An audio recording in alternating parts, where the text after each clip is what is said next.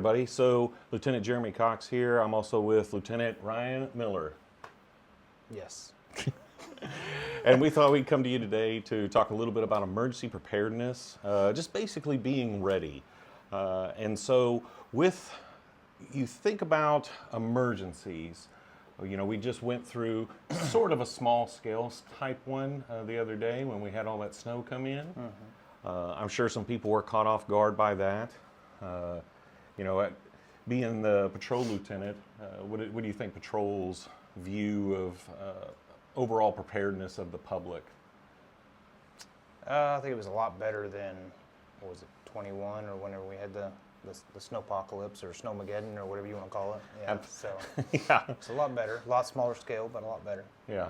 So some things that people can do to try to make themselves more prepared in a variety of different situations. You know, when I think about some things like that, I think about like preparedness kits. I know some people call them go bags or something like that, but just having some basic essential items, things like water, having some extra water stored up, food. And when we talk about food, we're talking about things that don't have an expiration date or the expiration date is very far off.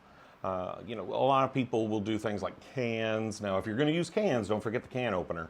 But then there's also, you know, some people even store up like backpacker meals, like those freeze-dried meals. When you do that, also remember that you have to have a way to warm up the water. But beyond food and water, first aid kits, making sure that you have a flashlight that's charged, or at least batteries, new fresh batteries that can go in the flashlight for when the power is out.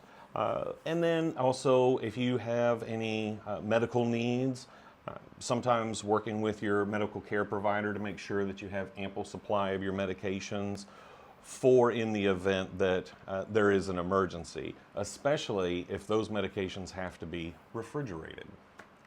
What about anything else? What do you think of? I think extra clothing. Sometimes if you get stranded away from home, not necessarily stranded in home, so extra clothing. You know, when we get into spring and fall time, when daytime it may be a little bit more warm, but the nighttime it gets kind of cool, so kind of be prepared for that. So having a kit in your vehicle. Yes. Something in your vehicle. Yes. And then, you know, thinking about your environment, where you live, of course, your home, your family, and then planning for those natural disasters, such as tornadoes, you know, which we get a lot of in the area here in North Texas, and then flooding, and then, of course, just like we just saw, snow and ice. What are going to be your plans if there is an issue, and maybe if you're separated? How do you get back to one another?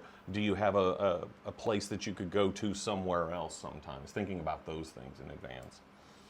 Anything else that you can think of? No, like I said, just, yeah, like you said, know the routes to and from and out of your house, and I mean, out of your neighborhood and everything else, so. Some other things to think about, communication plans, right? How are you going to communicate? And making sure that you still have that ability. You know, a lot of people, you know, focus on their cell phones. Well, you know, wherever I am, I can just use my cell phone to call. Well, just remember, if your phone dies, then how are you going to be able to communicate? So having a way to charge that up when the power is out. So they make those auxiliary batteries. A lot of people will get those little small solar powered chargers for their devices. And so having something like that as well. Staying informed is very important. Of course, you always have social media. The Grayson County Sheriff's Office website, the Grayson County Office of Emergency Management, Facebook, social media accounts for those institutions, as well as the many other weather preparedness or preparedness type institutions, but then also the news and radio. You know, having an emergency radio is a good idea. One of those ones that you can crank up maybe to charge it if the power is out, right? It has an alternative means of charging. Some things that a lot of people don't think about, documents, right? Important documents. Well, everything's stored in the cloud. Well, if the power is out, you can't access those documents. So having hard copies of those documents is sometimes important, you know, personal identification documents or any of those other things that go along with specific needs that you may have. First aid. Yeah. Yeah. And that kind of goes with what I said a minute ago about having those medications, but then just general first aid. And it's not just having stuff, it's being trained and know how to use those things. You know, in law enforcement, I know that we have a lot of experience and training in first aid usage. I know you had some training in treating dogs as a former canine handler. Yes. Yeah. Right? And that's some specialized training as well. But not all that training is expensive, right? Right. And there's lots of ways to get it. One of the ways you can go, stopthebleed.org. They have a free training on how to do some emergency medicine or medical needs, providing medical care to an individual who is bleeding. And then they also offer, of course, at a cost, the items that you could use to fix that. So if you don't have those things, and this is beyond the, you know, the Band-Aids that you buy at the checkout stand, this is beyond that. You have someone who has a major injury and they are bleeding. Like, how are you going to stop that bleeding? But anything else?